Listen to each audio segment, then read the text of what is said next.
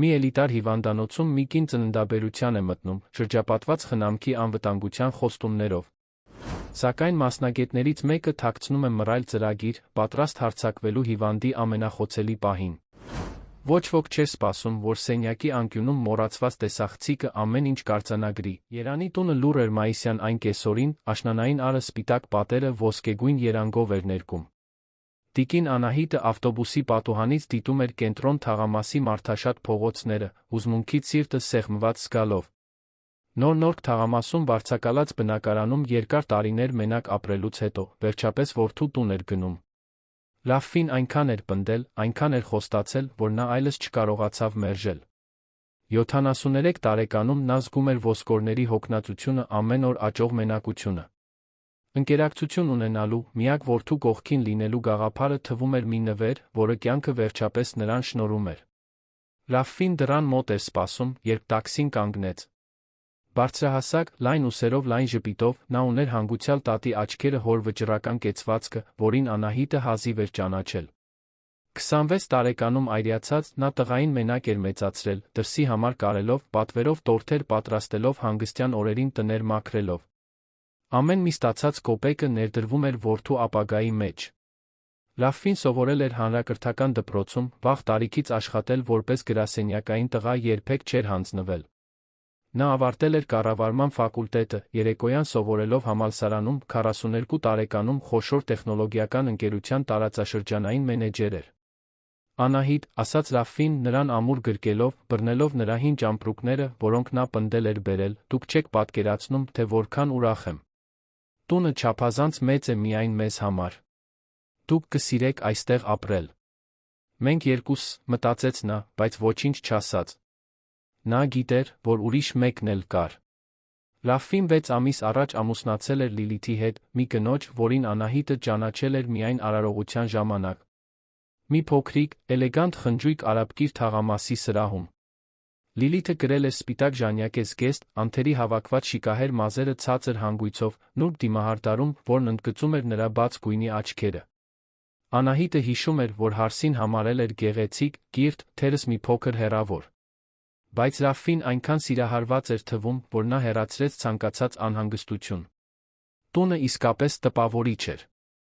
3 հարկանի, լավ խնամված այգի, լողավազան հետնամասում մի ձավորում, որը թվում էր ամսագրից դուրս եկած։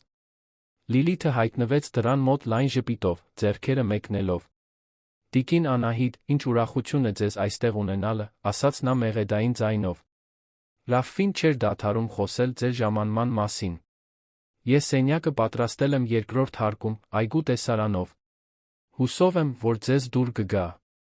Անահիտը կրծքավանդակում ջերմություն զգաց։ Թերս նա սխալ էր դատել Հարսին։ Կինը անկեղծորեն ուրախ էր նրա ներկայությամբ։ Նա դանդաղ բարձրացավ աստիճաններով, զգալով տարիքի ծանրությունը ծնկներում, սենյակ մտնելիս հազիվ էր հավատում։ Այն ընդարձակ էր, լուսավոր, նոր կահույքով, թագուհու չափի մահճակալով, որը ծածկված էր բեժ գույնի վերմակով։ Կոմոդի վրա նույնիսկ փոքրիկ աուդիո համակարգ կար։ Սա բերել եմ, որպեսզի դուք կարողանաք ձեր երաժշտությունը լսել, ասաց Լիլիթը, նրա հետից մտնելով։ Լավֆին նշել էր, որ դուք ռադիո եք սիրում։ Անահիտը զգաց, որ աչքերը լցվում են։ Որքան ժամանակ էր, որ նա իրեն այդքան ընդունված չէր զգացել։ Շնորհակալ եմ, աղջիկս, կարողացավ ասել։ Դուք Լավֆին շատ լավն եք ինձ համար։ Լիլիթը ժպտաց դուրս եկավ սենյակից, Անահիտին մենակ թողնելով իր իրերը դասավորելու։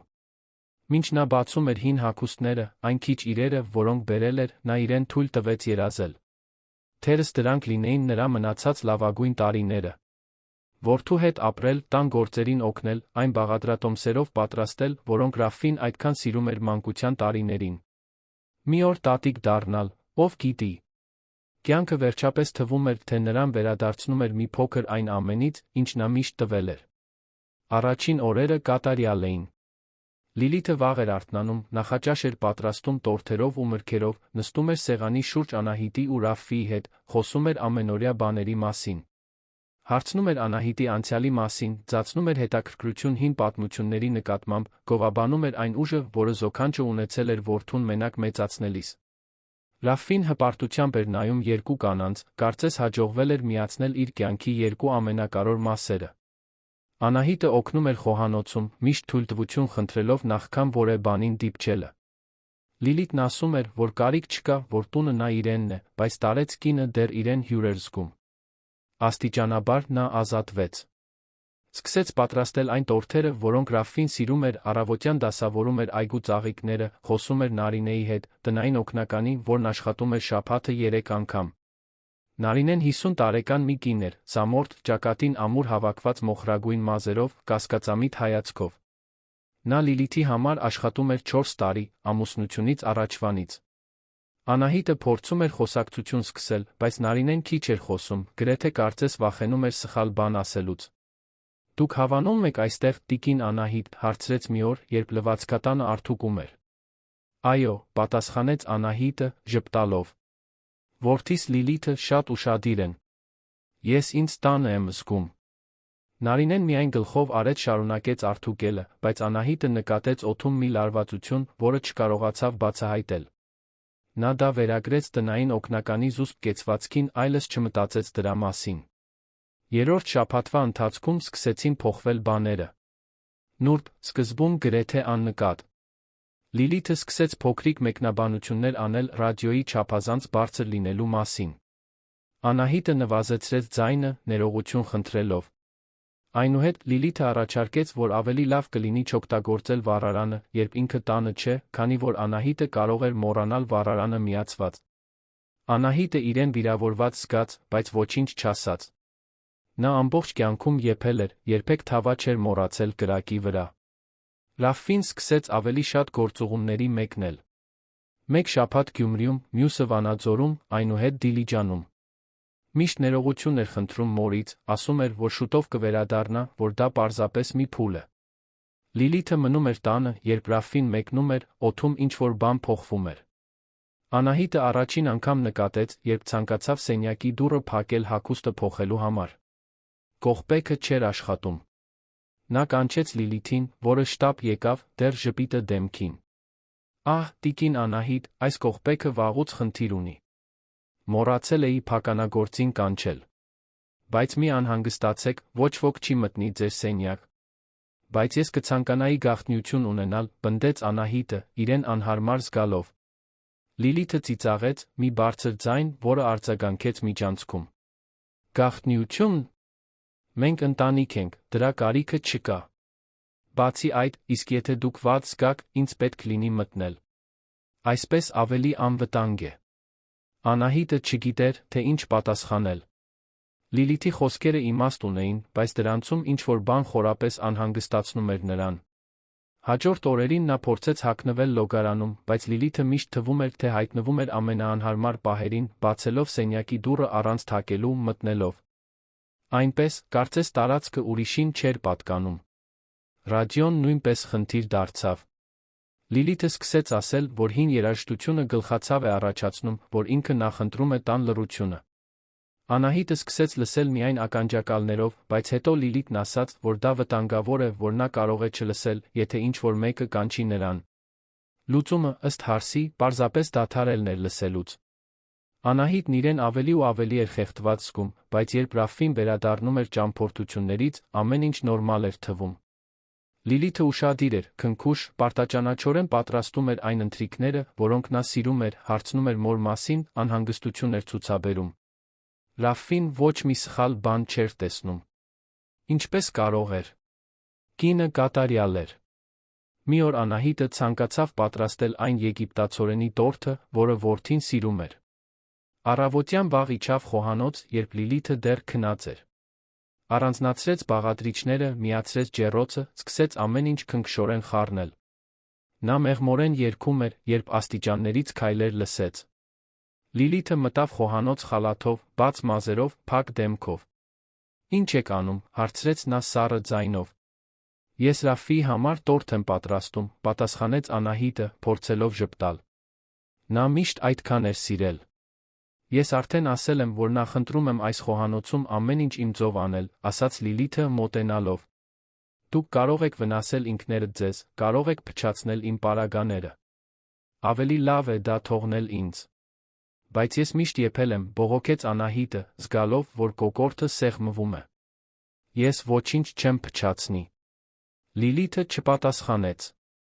Նա պարզապես վերցրեց ամանը, տարեց կնոջ ձեռքերից, ամեն ինչ լցրեց լվացարանը։ Անահիտը կանգնած մնաց, անարձագանք, տեսնելով, թե ինչպես է իր աշխատանքը դեն նետվում։ Երբ վերջապես կարողացավ խոսել, ձայնը դողացող դուրս եկավ։ Ինչու դա արեցիր։ Որովհետև սա իմ տունն է, ասաց Լիլիթը, շրջվելով դեմ առ դեմ նայելու նրան։ Եվ այստեղ ամեն ինչ աշխատում է իմ ձով։ Դուք այստեղ եք, քանի որ Ռաֆին պնդեց, բայց ես թույլ չեմ տա, որ դուք խախտեք իմ առօրյան։ Հասկանալի։ Անահիտը զգաց, որ ոտքերը թուլանում են։ Սա նույն քաղցր կինը չէր առաջին օրերի։ Սա մի անծանոթ էր, մեկը, ով նայում էր նրան վատ թաքցված արամարանքով։ Նա բարձրացավ սենյակ, այլս ոչինչ չասելով, փակվեց լոգարանում, լուռ լացեց։ Երբ նա նայեց հայելու մեջ, տեսավ մի ծեր, վախեցած, կորած կնոջ։ Ինչ էր կատարվում։ Հաջորդ շաբաթները լուռ մղձավանջ էին։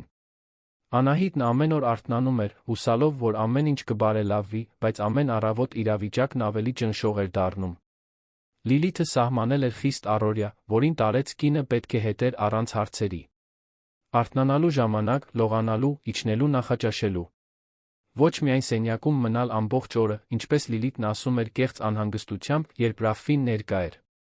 Կարող է մտքերը ակտիվ պահել, տիկին Անահիտ։ Մեկուսացումը ոչ ոքի համար լավ չէ։ Բայց երբ Ռաֆին գնում էր աշխատանքի, Լիլիթի դիմակը ընկնում էր։ Հրամանները գալիս էին չոր, կտրուկ տոնով։ Անահիտը պետք է օգներ տունը դասավորել, բայց ոչ այնպես, ինչպես ինքը գիտեր։ Լիլիթը ամեն ինչ ուղում էր, զոքանչի աշխատանքը քանդում էր նրա առաջ, բարձր հառաչում էր, կարծես անգործունակ երեխայի հետ էր գործ ունենում։ Բաժակները պետք է որոշակի ձով շարված լինեին պահարանում։ Սրբիչները ծալված 3 մասի, ոչ թե 4-ի։ Հատակը մաքրելու շորը միշտ ձախից աջ, երբեք հակառակը։ Անահիտը փորձում էր ճիշտ անել, ջանք էր թափում անգիր անել բոլոր այդ անհեթեթ կանոնները, բայց միշտ ինչ-որ բան սխալ էր լինում։ Եվ ամեն սխալի դեպքում Լիլիթը պայթում էր։ Ոչ թե բղավոցներով կամ սկանդալներով, որոնք կարող էին լսվել, այլ այդ սառը տոնով, այդ արամարական հայացքով, որը ավելի խորն էր կտրում, քան ցանկացած բղավոց։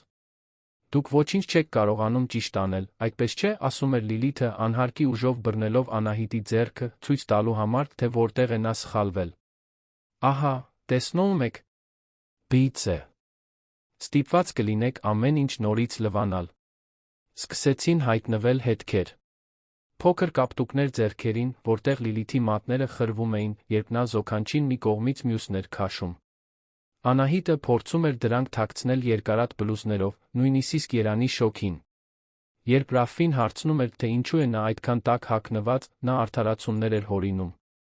Ցուրտ էր զգում, տարիքը վատ էր դարձնում արյան շրջանառությունը, այդպիսի բաներ։ Ռաֆին հավատում էր։ Միշտ հավատում էր։ Նա տեսնում էր ուշադիր կնոջը, այն կնոջը, որը թեյեր էր պատրաստում մոր համար, որը առաջարկում էր զբոսանքներ այգում, որը անհանգստությամբ էր մեկնաբանում տիկին Անահիտի մոռացկոտությունը։ Այո, որովհետև Լիլիթը սկսել էր նուրբ արդյունավետ արշավ, ամուսնու գլխում տնկելու այն միտքը, որ զոքանչը կորցնում է մտավոր ունակությունները։ Ռաֆի, դուք նկատել եք, որ ձեր մայրը վերջերս շատ շփոթված է, ասում էր նա ընթրիքի ժամանակ, անկեղծ անհանգստության արտահայտությամբ։ Շփոթված ինչպես, Լիլիթ, հարցնում էր նա, նայելով մորը, որը լուռ ուտում էր։ Երեկ նա մոռացել էր, որ արդեն ճաշել էր, ուզում էր նորից ուտել։ Մյուս օրը 1 ժամ ակնոցներն էր փնտրում, իսկ դրանք նրա գլխին էին։ Եվ շատ լուռ է դարձել, գիտեք։ Ես անհանգստանում եմ։ Անահիտը զգում էր, որ արյունը եռում է։ Դրանցից ոչ մեկը ճիշտ չէր։ Ակնոցները կորել էին, որովհետև Լիլիթը թաքցրել էր դրանք, նա վստահ էր։ Եվ երբեք չէր փորձել 2 անգամ ճաշել։ Դրանք ստեր էին, բոլորը ստեր, բայց ինչպես ապացուցել։ Ռաֆին նայում էր նրան կարեկցանքի ու անհանգստության այդ արտահայտությամբ, որն ավելի շատ էր ցավեցնում, քան ցանկացած ֆիզիկական բռնություն։ Մայրիկ, դուք լավ զգում եք ձեզ։ Ցանկանում եք, որ բժիշկ նշանակեմ։ Ես լավ եմ, Ռաֆի, ասում էր Անահիտը, ձայնը ավելի թույլ, քան կցանկանար։ Մի անհանգստացեք։ Բայց սերմը տնկված էր։ Եվ Լիլիթը հմուտ էր այն ջրելու մեջ։ Նուրբ մեկնաբանություններ, միշտ Ռաֆիի ներկայությամբ։ Դիտարկումներ մոռաց կոտությունների մասին, որոնք երբեք տեղի չէին ունեցել։ Հորինված պատմություններ շփոթությունների մասին, որոնք Անահիտը իբր ունեցել էր օրվա ընթացքում։ Որդին սկսեց նայել մորը սիրո անհանգստության այդ խառնուրդով, որը նա լավ էր ճանաչում։ Դա նույն հայացքն էր, որ նա ուներ իր սեփական մոր նկատմամբ կյանքի վերջին տարիներին։ Նարինեն ամեն ինչ տեսնում էր։ Տնային օգնականը լուր վկա էր այն ամենի, ինչ կատարվում էր այդ տանը։ Նա գալիս էր շաբաթը 3 անգամ, երկուշաբթի, չորեքշաբթի, ուրբաթ, միշտ առավոտյան 8-ին։ Գտնում էր տիկին Անահիտին խոհանոցում, մենակ սուրճ խմելիս, հեռավոր հայացքով, նոր հետքերով ձեռքերին, որոնք նա փորձում էր թաքցնել։ Նարինեն մաքրում էր, արթուկում, դասավորում, մինչ իր աշխատանքն էր անում, դիտում էր։ Նա տեսնում էր, թե ինչպես էր Լիլիթը ամբողջությամբ փոխվում, երբ ամուսինը տանը էր։ Ձայնը քաղցր էր դառնում, շարժումները նուրբ, զոքանչի նկատմամբ անհանգստությունը անկեղծ էր թվում։ Բայց երբ Ռաֆին դուրս էր գալիս, թույնը վերադառնում էր։ Կոպիտ հրամանները, քաշքշուկները, ուղումների քողի տակ քողարկված նվաստացումները։ Նարինեն ուզում էր խոսել, ուզում էր բացահայտել, բայց վախենում էր։ Լիլիթը նրա տիրուհին էր, վճարում էր նրա աշխատավարձը, աշխատանք գտնելը հեշտ չէր։ Բացի այդ, ով կհավատար նրան։ Այդքան հարգված կնոջ դեմ։ Մի օր, երբ լվացքատանը արթուկում էր, Նարինեն խոհանոցից վեճ լսեց։ Նա լուռ մոտեցավ, տեսավ Լիլիթին, ամուր բռնած Անահիտի ձեռքը, ոլորելով նուրբ կնճռոտ մաշկը։ Ես արդեն ասել եմ, որ իմ իրերին չդիպչես, շշնջում էր Լիլիթը։ Քանի անգամ պետք է կրկնեմ։ Այդքան դժվար է հասկանալը։ Ես պարզապես ծաղիկներն էի դասավորում, լացակումած ասաց Անահիտը։ Ծաղկամանը ծուռ էր։ Ինձ չի հետաքրքրում։ Դու ոչինչ չես դիպչում առանց իմ թույլտվության։ Ոչինչ։ Հասկացար։ Նարինեն տեսավ, թե ինչպես կապտուկը ձավորվեց տիկին Անահիտի ձեռքին, նույնիսկ մինչ Լիլիթը բաց թողեց։ Նա զգաց, որ զայրույթը բարձրանում է, բայց վախն ավելի ուժեղ էր։ Նա վերադարձավ լվացքատուն, ծածրեց, թե ոչինչ չի տեսել։ Բայց մեղքը սկսեց ներսից քայքայել նրան։ Անահիտն ավելի ու ավելի էր նիհարում։ Լիլիթը վերահսկում էր, թե ինչ էր ուտում նա, միշտ հիմնավոր պատճառներով։ Տիկին Անահիտ, բժիշկն ասաց, որ դուք պետք է վերահսկեք ձեր խոլեստերինը։ Ոչ մի տապակած։ Տիկին Անահիտ, շաքարախտը լուրջ է, քիչ շաքար։ Բաժիններն ավելի փոքր էին դառնում, ճաշերը ավելի անհամ։ Տարեց կինը լուռ էր ուտում, առանց բողոքելու, որովհետև բողոքելը միայն վատացնում էր իրավիճակը։ Գիշերը, փակված լոգարանում, քանի որ սենյակի դուռը չէր փակվում, Անահիտը մեղմորեն լացում էր։ Մտածում էր հեռանալու, հին բնակարան վերադառնալու մասին, բայց այլս գնալու տեղ չուներ։ Նա հանձնել էր գույքը, երբ եկել էր որդու հետ ապրելու։ Ռաֆին ճշմարտությունը պատմելը անհնար էր թվում։ Նա սիրում էր Լիլիթին, կույր հավատում էր նրան։ Ինչպես կարող էր բացատրել, առանց խնդրահարույց, նախանձոտ, ստախոս զոքանչ թվալու։ Լիլիթն այնքան լավ էր կերտել կատարյալ կնոջ շփոթված զոքանչի կերպարը, որ ցանկացած մեղադրանք զառանցանք կհնչեր։ Ամենավատ պահը եկավ օգոստոսյան մի կեսօրին։ Ռաֆին մեկ շաբաթ էր, ինչ ճամփորդության մեջ էր, շուտով չէր վերադառնա։ Անահիտը իջավ ջուր խմելու, Լիլիթին գտավ հյուրասենյակում, գինի խմելիս, հեռուստացույց դիտելիս։ Նա փորձեց աննկատ անցնել, բայց հարսը կանչեց նրան։ Տիկին Անահիտ, եկեք այստեղ։ Ես ձեզ հետ պետք է խոսեմ։ Անահիտը մոտեցավ, սիրտը թրթռալով։ Լիլիթը մատնացույց արեց բազմոցը, ձեռքին գինու բաժակը, հայացքը հարբած իշխանությունից։ Նստեք։ Մենք կանանց պես կխոսենք։ Տարեց կինը նստեց բազմոցի ծայրին, ձեռքերը ծնկներին դողալով։ Լիլիթս մեկ կում խմեց, վայելելով պահը։ Գիտեք, տիկին Անահիտ, ես ամուսնացել եմ Ռաֆիի հետ, որովհետև նա հաջողակ է, գեղեցիկ, ապագա ունի։ Բայց դուք եկաք փաթեթով։ Եվ դա ինձ խորապես անհանգստացնում է։ Անահիտը զգաց, որ արցունքներն այրում են աչքերը, բայց թույլ չտվեց, որ դրանք թափվեն։ Լիլիթը շարունակեց, ձայնը երկարացած գինուց ատելությունից։ Դուք այս տան մեռած բեռն եք։ Անօգուտ ձեր կին, որը ոչ մի բանի պիտանի չէ։ Ռաֆին ձեզ խղճում է, բայց ես՝ ոչ։ Ես ձեզ հանդուրժում եմ, քանի որ ընտրություն չունեմ, բայց եթե ինձնից կախված լիներ, դուք կլինեիք ինչ-որ մոռացված ծերանոցում։ Խոսքերը բռունցքների պես էին։ Անահիտը ուզում էր բղավել, ուզում էր պաշտպանվել, բայց ձայնը դուրս չէր գալիս։ Նա մնաց այնտեղ, քարացած, լսելով Լիլիթի յուրաքանչյուր թույնը։ Եվ իմ ամուսնուն ոչինչ պատմելու կարիք չկա։ Նա չի հավատա։ Բոլորը կարծում են, որ ես կատարյալ եմ, որ այդքան լավ եմ խնամում Զոքանչին։ Եթե դուք բերան բացեք, ես կասեմ, որ դուք զառանցում եք, որ ծերունական թուլությունը եկել է։ Ո՞ն կհավատան։ Ինձ, երիտասարդ, գեղեցիկ, հավասարակշռված կնոջը։ Թե՞ ձեզ, ձեր շփոթված, կախվածության մեջ գտնվող կնոջը։ Լիլիթը վերջացրեց գինին վեր կացավ, Անահիտին մենակ թողնելով սենյակում։ Տարեց կինը այնտեղ մնաց ժամերով, անշարժ, զգալով, թե ինչպես է աշխարհը փլուզվում իր շուրջը։ Երբ վերջապես կարողացավ շարժվել, բարձրացավ սենյակ հագուստով պառկեց մահճակալին։ Նա չլացեց։ Այլս արցունքներ չուներ։ Պարզապես մի հսկայական դատարկություն, որտեղ նախկինում հույս կար։ Այդ գիշեր Նարինեն ուշ տուն եկավ, մեկ այլ բնակարանում լրացուցիչ աշխատանք անելուց հետո։ Նա ապրում էր Մալաթիա Սեբաստիա թաղամասի փոքրիկ բնակարանում, մենակ պահում էր երկու դեռահաս երեխաների այն պահից, երբ ամուսինը լքել էր նրան։ Ընթրիք պատրաստելիս նա չէր կարողանում դադարել մտածել տիկին Անահիտի մասին։ Հետքերը, մարած հայացքը, վախեցած կեցվածքը։ Նա մտածեց իր սեփական մոր մասին, որը նույնպես տարեց էր կախված էր իրենից։ Ինչպես կզգար, եթե ինչ-որ մեկը նրան այդպես վերաբերվեր։ Մեղքը թույլ չտվեց նրան քնել։ Նա ժամերով պտտվում էր մահճակալում, լսելով փողոցի մեքենաների ձայնը, ինչ-որ շան հեռավոր հաչոցը։ Առավոտյան 3-ին նա որոշում կայացրեց։ Այլս չէր կարող լուռ մնալ։ Բայց նա չէր կարող ուղղակիորեն բախվել Լիլիթի հետ, քանի որ կկորցներ աշխատանքը, իսկ իր ընտանիքը կախված էր այդ եկամուտից։ Նրան անհրաժեշտ էր գործելու այլ միջոց, մի բան, որը կզգուշացներ դոկտոր Ռաֆֆիին, առանց իրեն ուղղակիորեն բացահայտելու։ Հաջորդ առավոտ, երբ մաքրում էր Ռաֆֆիի գրասենյակը, Նարինեն մի գաղափար ունեցավ։ Նա սեղանին տեսավ մի կույտ թղթեր, աշխատանքային փաստաթղթեր, որոնք նա սովորաբար վերանայում էր։ Դողացող ձեռքերով նա վերցրեց մի դատարկ թուղթ գրիչ։ Նա արագ գրեց, քողարկված ձեռագրով, իրենից տարբեր։ Նա ծալեց գրությունը դրեց փաստաթղթերի մեջ, մի տեղ, որտեղ նա անպայման կգտներ։ Գրության մեջ ասվում էր միայն. Եթե մի օր ինչ-որ բան պատահի, ուշադիր նայեք ձեր մոր ձեռքերին։ Նարինեն դրեց գրիչը, վերջացրեց գրասենյակը մաքրելը դուրս եկավ այնտեղից, սիրտը թրթռալով։ Նա արել էր այն, ինչ կարող էր։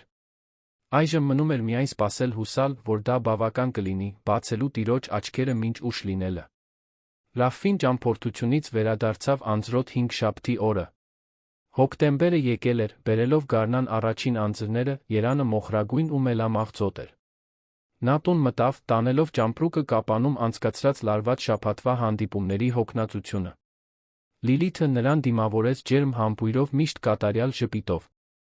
Սերս, ինչքան էի կարոտել, ասաց նա, օգնելով նրան ճամպրուկի հետ։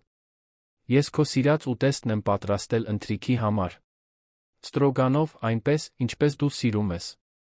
Ռաֆֆին ժպտաց, բայց նրա մեջ ինչ-որ բան այլ էր։ Թերս դա ճամփորդության հոգնածությունն էր, թերս մի ինտուիցիա, որը սկսում էր արթնանալ ամիսներ տաց քնից հետո։ Նա շուրջը նայեց։ Ո՞ր է մայրս։ Սենյակում է, պատասխանեց Լիլիթը բնականաբար։ Վերջերս շատ հոգնած է։ Կարծում եմ, պետք է նրան տանենք բժշկի, Ռաֆֆի։ Ես անհանգստանում եմ նրա համար։ Նա գլխով արեց, բայց անմիջապես չբարձրացավ։ Նա պետք է լողանար, հագուստը փոխեր, աշխատանքային որոշ բաներ կարգավորեր։ Նա գնաց գրասենյակ, միացրեց համակարգիչը։ Մինչ սպասում էր, որ այն կմիանա, սկսեց դասավորել սեղանին դրված թղթերը։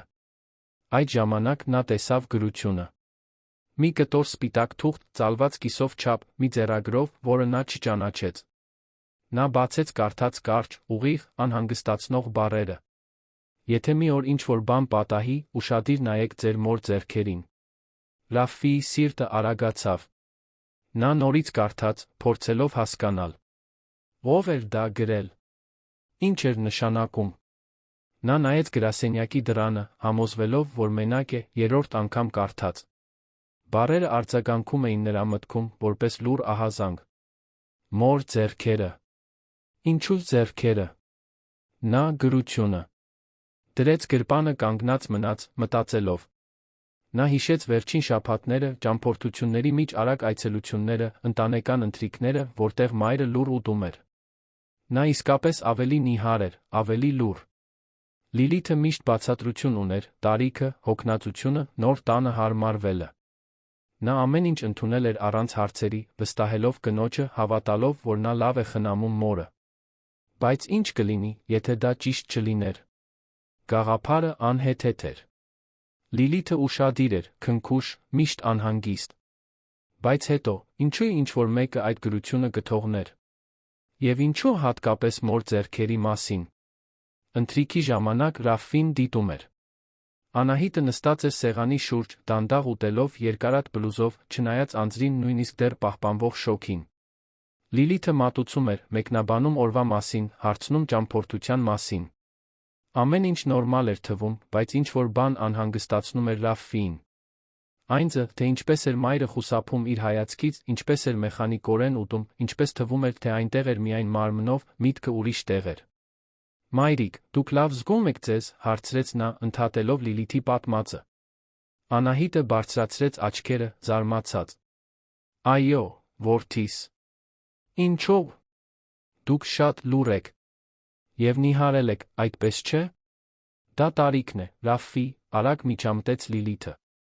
Ես արդեն խոսել եմ նրա հետ այդ մասին։ Ախորժակը իսկապես նվազում է։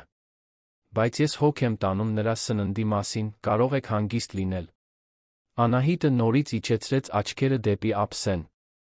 Ռաֆֆին զգաց, որ այդ անհանգստությունը մեծանում է։ Ընթրիքից հետո, երբ Լիլիթը գնաց խոհանոց, նա մոտեցավ մորը։ Մայրիկ, կարող եմ ձեզ հետ խոսել գրասենյակում։ Անահիտը կարծես վախեցավ։ Իհարկե, որդիս։ Ինչ-որ բան պատահել է։ Պարզապես ուզում եմ խոսել։ Վաղուց է, ինչ մենք իսկական խոսակցություն չենք ունեցել։ Նրանք միասին բարձրացան։ Ռաֆֆին փակեց գրասենյակի դուռը, խնդրեց մորը նստել։ Նա հնազանդվեց, ձեռքերը ծնկներին, լարված կեցվածքով։ Նա աթոռ քաշեց, նստեց նրա դիմաց։ Մայրիկ, ես պետք է մի բան հարցնեմ, ուզում եմ, որ դուք անկեղծ լինեք ինձ հետ։ Դուք երջանիկ եք այստեղ։ Անահիտը զգաց, որ կոկորդը սեղմվում է։ Սա այն հնարավորությունն էր, որին նա սպասում էր, ամեն ինչ պատմելու հնարավորությունը։ Բայց վախն ավելի մեծ էր։ Լիլիթի ասածը արձագանքում էր նրա մտքում։ Ոչ ոք չի հավատա քեզ։ Կարծելու են, որ դու զառանցում ես։ Այո, ցտեց նա, կեղծ ժպիտ պարտադրելով։ Դուք շատ լավն եք ինձ հետ։ Այդ դեպքում ինչու եք այդքան տարբեր։ Ինչու եք այդքան նիհարել։ Ինչու եք այդքան լուռ։ Դա պարզապես տարիքն է, որդիս։ Մի անհանգստացեք։ Ռաֆֆին ուսումնասիրեց մոր դեմքը, փնտրելով ստի նշաններ, բայց նա լավ էր թաքցնում։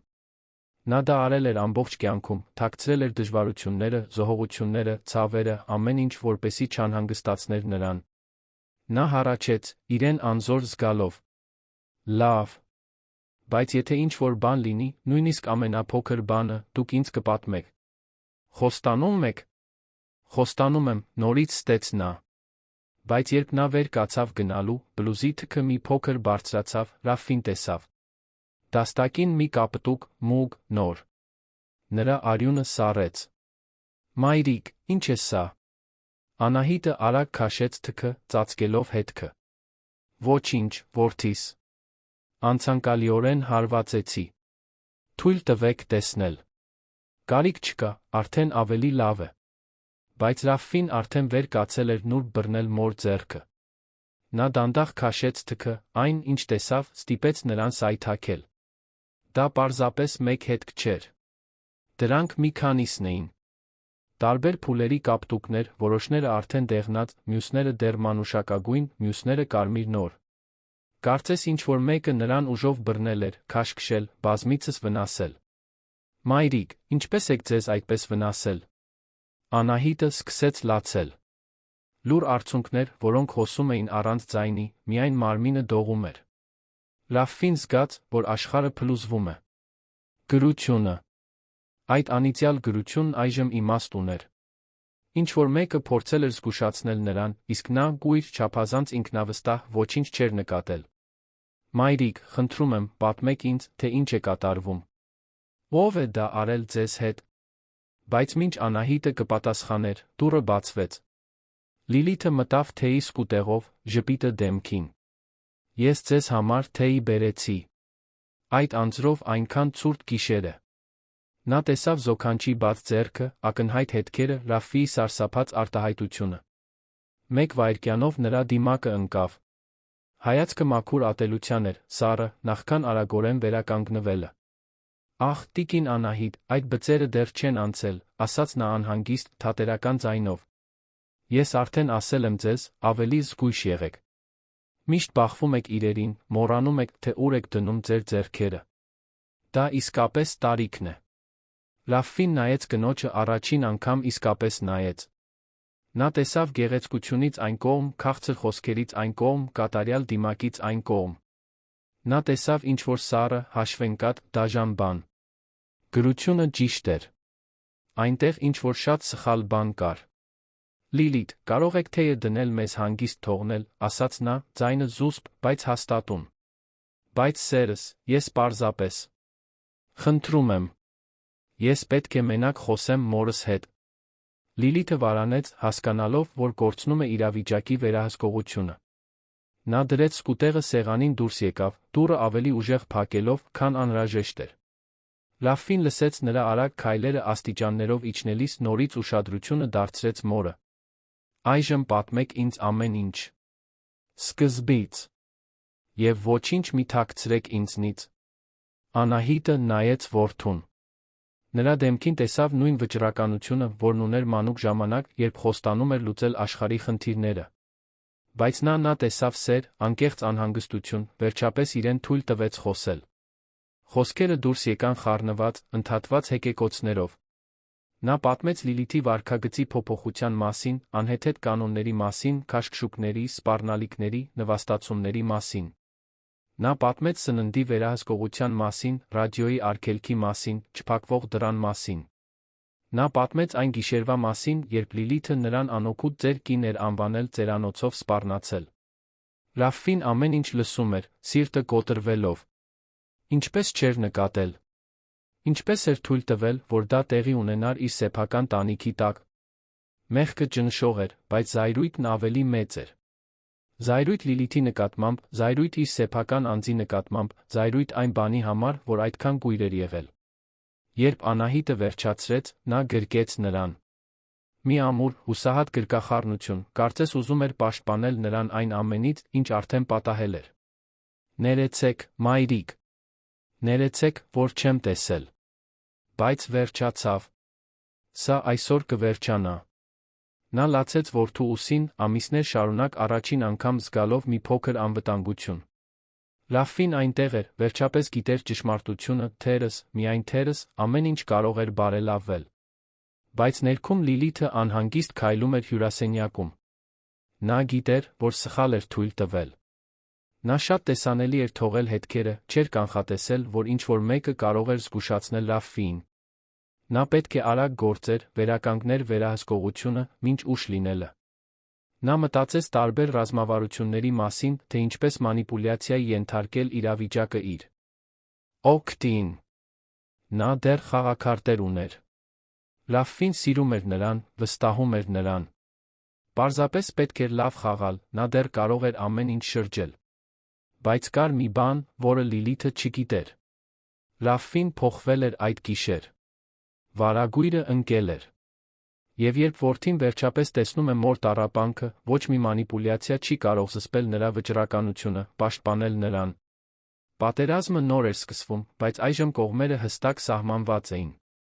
Եվ Լիլիթը չգիտեր, որ արդեն պարտվում էր։ Արշալույսը եկավ, առանց Ռաֆֆիի քնելու։ Նա մինչ ուշ մնաց գրասենյակում մոր հետ, լսելով յուրաքանչյուր մանրամասն, յուրաքանչյուր նվաստացում, յուրաքանչյուր վախի պահ, որը նա ապրել էր այդ ամիսների ընթացքում։ Որքան շատ էր լսում, այնքան շատ էր զայրույթն աճում նրա ներսում։ Ինչպես էր այդքան միամիտ եղել։ Ինչպես էր այդքան հեշտությամբ հավատացել Լիլիթի ստերին։ Երբ Անահիտը վերջապես բարձրացավ քնելու, հոգնած լացելուց ու խոսելուց, Ռաֆին մենակ մնաց գրասենյակի մթության մեջ։ Նա մտածեց անմիջապես արթնացնել Լիլիթին, նրան հենց այնտեղ բախվել, բայց գիտեր, որ պետք է ռազմավարական լիներ։ Եթե նա իմպուլսիվ գործեր, Լիլիթը կարող էր մանիպուլյացիայի ենթարկել իրավիճակը, արդարացումներ հորինել, իրեն զոհձացնել։ Նրան անհրաժեշտ էին ապացույցներ, վկաներ, ինչ-որ կոնկրետ բան։ Այդ ժամանակ նա մտածեց Նարինեի մասին։ Տնային օգնականը շաբաթը 3 անգամ էր աշխատում տանը, միշտ ներկա էր, ամեն ինչ տեսնում էր։ Միթե նա էր թողել գրությունը։ Դա իմաստ ուներ։ Նարինեն մուտք ուներ գրասենյակ, գիտեր տան առօրյան, միշտ եղել էր դիտորդ կին, լուռ, բայց ուշադիր։ Նա որոշեց, որ կխոսի նրա հետ հաջորդ երկուշաբթի, երբ նա կվերադառնա աշխատանքի։ Մինչ այդ, նա պետք է պահպաներ արտաքինը, նորմալ գործեր, դիտեր Լիլիթին, առանց նրա նկատելու։ Դժվար կլիներ նայել այդ կնոջը ձացնել, թե ոչինչ չի փոխվել, բայց դա անհրաժեշտ էր։ Մոր համար, արդարության համար, ամեն ինչի համար։ Լիլիթը իջավ նախաճաշի, միշտ նույն ժպիտով, բայց Ռաֆին նկատեց լարվածությունը նրա աչքերում։ Նա գիտեր, որ ինչ-որ բան այլ է, որ նա տեսել էր հետքերը, երկար խոսել էր զոքանչի հետ։ Նա պետք է վերականգներ կորցրած դիրքերը։ Բարի լույս, սերս, ասաց նա, համբուրելով նրա այտը։ Լավ քնեցի՞ր։ Ավելի քիչ թե ավելի շատ, պատասխանեց նա, պահպանելով չեզոք տոնը։ Իսկ դու։ Նույնպես ոչ շատ։ Ես անհանգստացած էի երեկվա խոսակցությունից։ Ձեր մայրը լավ էր։ Դեռ հանգստանում է։ Լիլիթը լուռ պատրաստեց սուրճը, խնամքով ընտրելով հաջորդ խոսքերը։ Նա նստեց ամուսնու կողքին, նուրբ բռնեց նրա ձեռքը։ Ռաֆի, ես պետք է ձեզ հետ խոսեմ ձեր մոր մասին։ Գիտեմ, որ դուք երեք տեսակ հետքերը անհանգստացաք։ Ես նույնպես։ Ճշմարտությունն այն է, որ նա շատ շփոթված է, բախվում է իրերին, ցայթաքում է։ Հենց երեկ նա ընկավ լոգարանում։ Ես փորձեցի օգնել նրան վեր կենալ, նա պայքարեց, մնաց այդ հետքերով, որտեղ ես բռնել էի։ Կարծում եմ, մենք հասնում ենք այն կետին, երբ նրան անհրաժեշտ է մասնագիտացված խնամք։ Ռաֆին սեղմեց ծնոտը, զայրույթը զսպելով։ Սուտը այնքան անթաքույց էր, այնքան լավ կառուցված, որ եթե նա չիմանար ճշմարտությունը, կարող էր հավատալ։ Լիլիթը լավ էր դրանում մանիպուլյացիա անել, աղավաղել, այլընտրանքային իրականություններ ստեղծել, որոնք օգուտ էին բերում միայն իրեն։ Ես կմտածեմ այդ մասին, ասաց նա պարզապես, ազատելով ձեռքը։ Լիլիթը նկատեց սառնությունը ժեստում վախի սարսուռ զգաց։ Նա պետք է արագ գործեր։ Այդ կեսօրին, երբ Ռաֆին գնացել էր բանկում որոշ գործեր լուծելու, նա բարձրացավ Անահիտի սենյակ։ Տարեց կինը նստած էր մահճակալին, պատուհանից նայելիս, երբ հարսը մտավ առանց թակելու։ Այսպիսով, դուք ամեն ինչ պատմեցիք նրան, այդպես չէ, ասաց Լիլիթը սառը ձայնով։ Անահիտը շրջվեց, վախեցած։ Լիլիթը փակեց դուռը, դանդաղ մոտեցավ, ինչպես գիշատիչը շրջապատում է որսը։ Կարծեցիք, որ ինչ-որ բան կլուծեիք։ Կարծեցիք, որ նա ձեզ կհավատա։ Մի միամիտ եղեք, տիկին Անահիտ։ Ես Ռաֆին իմ ձեռքի ափի մեջ ունեմ։ Այն ամենը, ինչ ինձ պետք է անել, մի փոքր լացելն է, ասելը, որ դուք ինձ զրպարտում եք, որովհետև երբեք չեք ընդունել ինձ, նա կհավատա ինձ։ Նա տեսավ հետքերը, կարողացավ ասել Անահիտը, փորձելով քաջ հնչել։ Հետքեր, որոնք դուք ինքներդ եք արել, այդպես չէ։ Բախվելով իրերին, սայթաքելով, որովհետև ծերանում եք։ Սա է այն, ինչ ես կասեմ։ Եվ դուք գիտեք, որ դա աշխատում է, որովհետև ես այդ գաղափարը նրա գլխում տնկել եմ ամիսներ առաջ։ Լիլիթը վերցրեց իր գրած կրունկը, ամուր բռնեց, մատնացույց անելով զոքանչին։ Անահիտը հետ քաշվեց, հենվելով պատին, սիրտը թրթռալով։ Եթե դուք նորից բերան բացեք, եթե փորձեք ինձ բացահայտել, կզղջաք։ Ես ձեր կյանքը դժոխքի կվերածեմ այնքան մեծ, որ դուք կաղաչեք հեռանալու համար։ Հասկացա՞ր։ Այդ պահին դուռը կտրուկ բացվեց։ Ռաֆին կանգնած էր այնտեղ, աչքերը լայն բացված, ամեն ինչի վկա։ Նա դիտմամբ շուտ էր վերադարձել, կասկածելով, որ Լիլիթը ինչ-որ բան կփորձի։ Եվ հիմա նա ուներ այն ապացույցը, որն անհրաժեշտ էր։ Ինչ է կատարվում այստեղ, հարցրեց նա, ձայնը ցածր, բայց լի զսպված զայրույթով։ Լիլիթը արագ շրջվեց, կրունկը թաքցնելով մեջքի հետում, փորձելով վերականգնել արտահայտությունը։ Սերս, դու շուտ ես եկել։ Ես պարզապես։ Սպառնում ես մորս։ Բռնում ես կրունկը, կարծես զենք լինի։ Դա այն չէ, ինչ թվում է, Ռաֆֆի։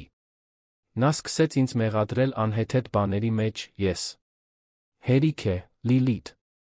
Ես ամեն ինչ լսեցի։ Ես դռան դրսում էի։ Ես լսեցի, թե ինչպես էիր սպառնում նրան, լսեցի, թե ինչպես էիր խոստովանում, որ գաղափարներ էիր տնկել իմ գլխում, ամեն ինչ լսեցի։ Լիլիթի դեմքը գունատվեց։ Նա հասկացավ, որ պարտվել է, որ խաղն ավարտվել է։ Բայց նա պատրաստ չէր այդքան հեշտությամբ ընդունել պարտությունը։ Դու չես հասկանում, Ռաֆֆի։ Նա ինձ անընդհատ սադրում է, պարտաճանաչորեն ամեն ինչ սխալ է թողնում, ինձ մարտահրավեր է նետում։ Ես պարզապես համբերությունս կորցրեցի։ Ցանկացած մեկը կկորցներ։ Ցանկացած մեկը կհարձակվեր անպաշտպան տարեց կնոջ վրա։ Ցանկացած մեկը հետքեր կթողներ իր սեփական զոքանչի ձեռքերին։ Ցանկացած մեկը կնվաստացներ կսպառնար մեկին, ով պարզապես ուզում է խաղաղ ապրել։ Լիլիթը փորձեց մոտենալ, բայց Ռաֆֆին բարձրացրեց ձեռքը, կանխելով նրան։ Նա գնաց մոր մոտ, որը հենված էր պատին, դողալով, պաշտպանողաբար գրկեց նրան։ Վերջացավ, Լիլիթ։ Ես ուզում եմ, որ դուք վերցնեք ձեր իրերը դուրս գաք իմ տանից։ Հիմա։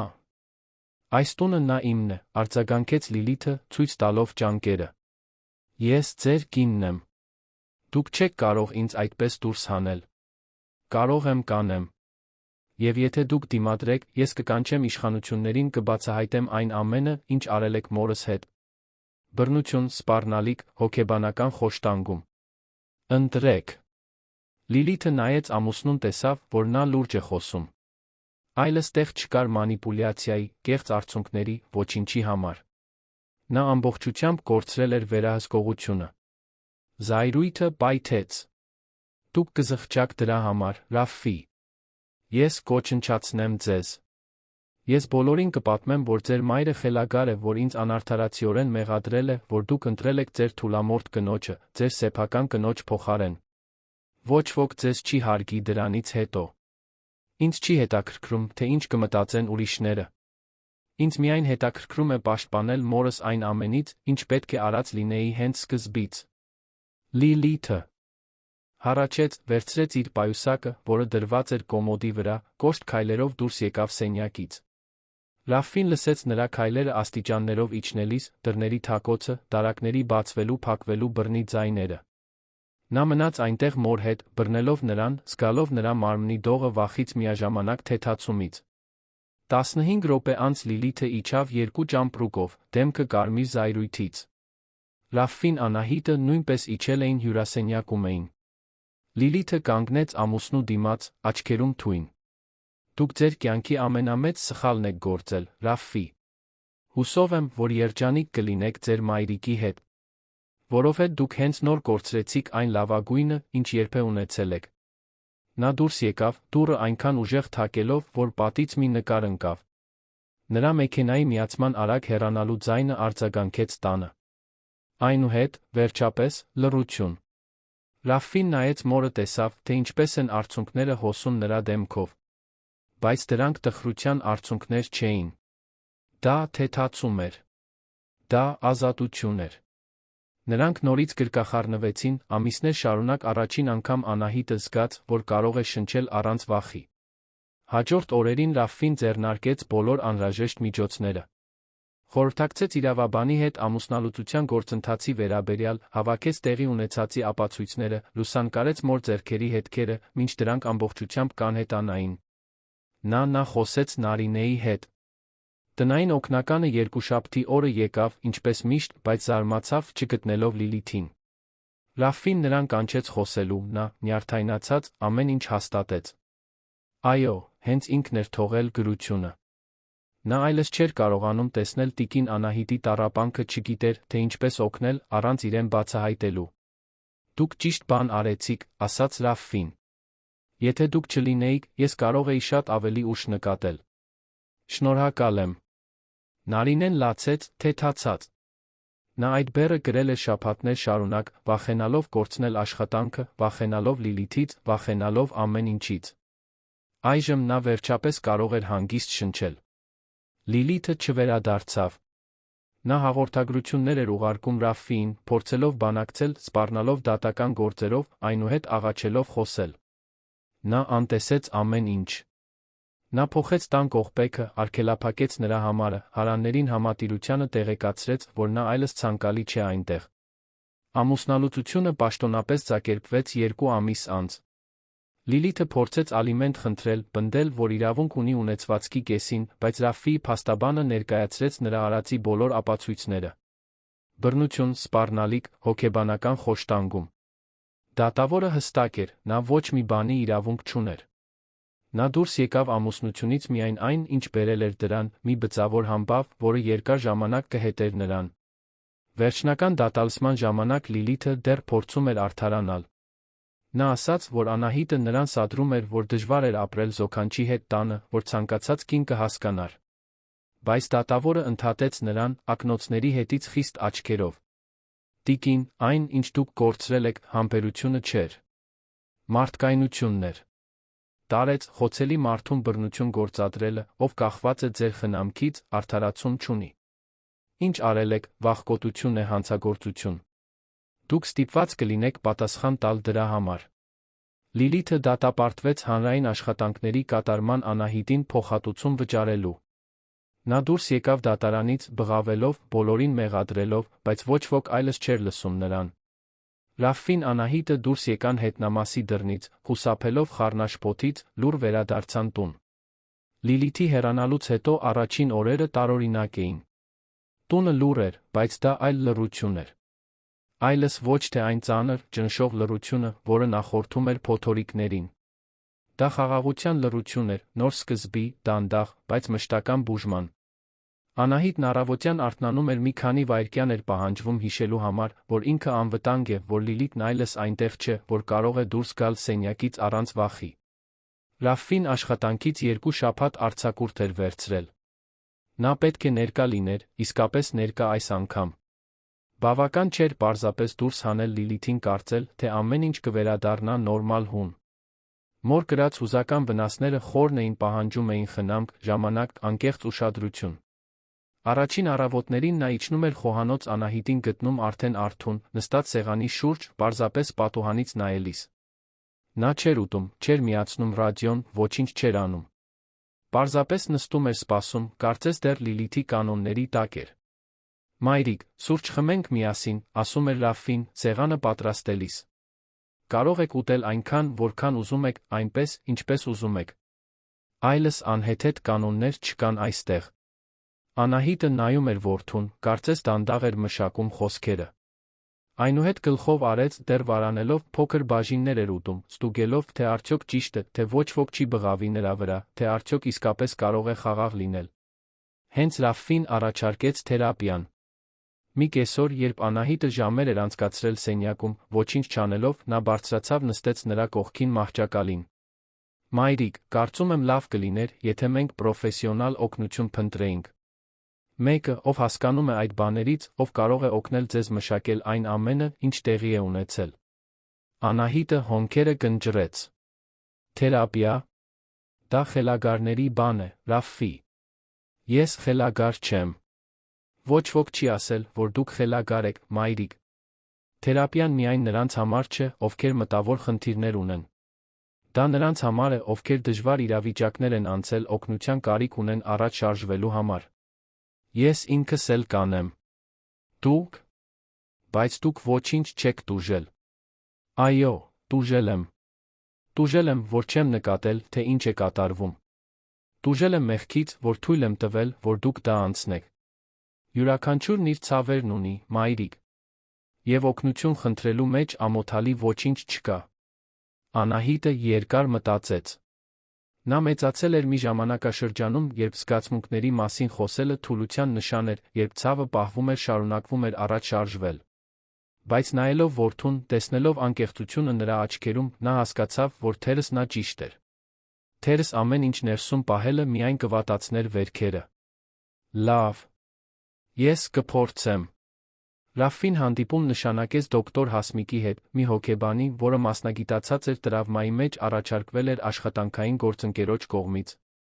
Խորհրդատվական գրասենյակը գտնվում էր Դավթաշեն թաղամասի հանգիստ շենքում, պայծառ հարմարավետ սպասասրահով։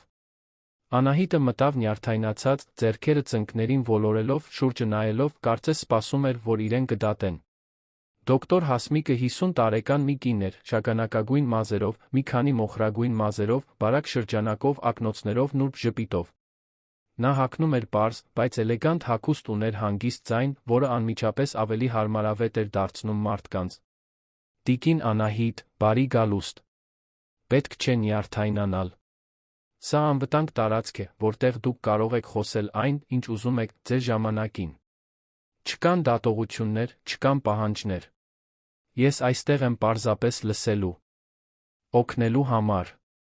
Առաջին նիստերը դժվար էին։ Անահիտը քիչ էր խոսում, պատասխանում էր միավանք բառերով, խուսափում էր նայել թերապտի աչքերին։ Բայց Հասմիկը համբերատար էր։ Նա չէր ստիպում, չէր ճնշում, պարզապես ստեղծում էր մի միջավայր, որտեղ վստահությունը կարող էր աստիճանաբար աճել։ Չորրորդ նիստին ինչ-որ բան փոխվեց։ Անահիտը սկսեց խոսել։ Սկզբում դանդաղ, հետո ավելի արագ, կարծես մի ամբարտակ, որը վերջապես կոտրվում էր։ Նա պատմեց կարճատ ամուսնության մասին, վաղ այրության մասին, որդուն մենակ մեծացնելու համար պայքարի տարիների մասին։ Նա պատմեց ծերության մեջ վերջապես հանգստանալու ակնկալիքների մասին, Ռաֆիի հետ ապրելու երջանիկ լինելու հույսի մասին։ Եվ հետո պատմեց Լիլիթի մասին։ Արցունքները եկան, ուժեղ ցավոտ։ Դոկտոր Հասմիկը թաշկինակների տուփը մեկնեց, թույլ տվեց Անահիտին լացել այն ամենը, ինչ նա պահել էր ամիսներ շարունակ։ Երբ վերջապես հանգստացավ, թերապտը խոսեց մեղմ ձայնով։ Տիկին Անահիտ, այն, ինչ դուք ապրել եք, անուն ունի։ Դա կոչվում է ընտանեկան բռնություն։ Եվ դա ձեր մեղքը չէ։ Ոչինչ, ինչ արել կամ չեք արել, չի արդարացնում այն, ինչ արել է Լիլիթը։ Դուք զոհ եք եղել, զոհերը մեղավոր չեն։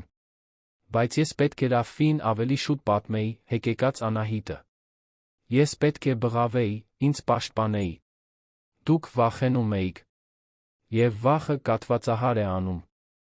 Լիլիթը գիտեր դա օգտագործեց ձեր դեմ։ Բայց հիմա դուք անվտանգ եք։ Հիմա կարող եք սկսել վերակառուցվել։ Այդ խոսքերը բալասանի պես էին։ Անահիտը սկսեց հասկանալ, որ լռությունը վախկոտություն չէր, այլ գոյատում։ Որ վախենալը նրան թույլ չէր դարձնում։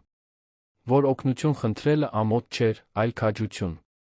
Ռաֆին նույնպես սկսեց իր սեփական թերապիան դոկտոր Արմեն անունով հոգեբանի հետ։ Նրա նիստերը տարբեր էին, կենտրոնացած էին այն մեղքի վրա, որը նա կրում էր, այն կուրության վրա, որը նա ուներ իր կնոջ նկատմամբ, ապագայում նույն սխալները կրկնելու վախի վրա։ Ես ինձ ձախողված որդի եմ զգում, խոստովանեց նա նիստերից մեկում։ Ինչպես չտեսա, թե ինչ էր կատարվում իմ սեփական տանիքի տակ։ Որովհետև Լիլիթը մանիպուլյատոր էր, դուք վստահում էիք նրան։ Ձեր մեղքը չէ, որ խաբվել եք, Ռաֆի։ Բայց հիմա դուք հնարավորություն ունեք այլ կերպ անել։ Սովորել, աճել լինել այն որդին, որին ձեր մայրը կարիք ունի։ Ռաֆին նիստերից դուրս էր գալիս հուզականորեն հյուծված, բայց նա ավելի թեթ։ Նա սովորում էր, որ սիրելը միայն նյութապես ապահովելը չէ, այլ ներկա լինելը, ուշադիր լինելը, պատրաստ լինելը տեսնել արտաքինից այն կողմ։ Նա սովորում էր, որ իրեն ներելը նույնքան կարևոր է, որքան ներողություն խնդրելը։ Տանը հայր-որդի սկսեցին վերակառուցել հարաբերությունները։ Ռաֆին նվազեցրեց աշխատանքային ճամփորդությունները, ընկերության հետ բանակցեց ավելի ճկուն աշխատանքային գրաֆիկի շուրջ։ Նա սկսեց աշխատել տանից շաբաթվա որոշ օրեր, ավելի շատ ներկա լինել ճաշերին, իսկապես խոսել մոր հետ։ Նրանք վերադարձան հին ծեսերին, որոնք կորել էին։ Ամեն կեսօր նրանք միասին սուրճ էին խմում պատշգամբում, ուտելով այն տորթը, որը Անահիտը պատրաստում էր իր սեփական ձեռքերով։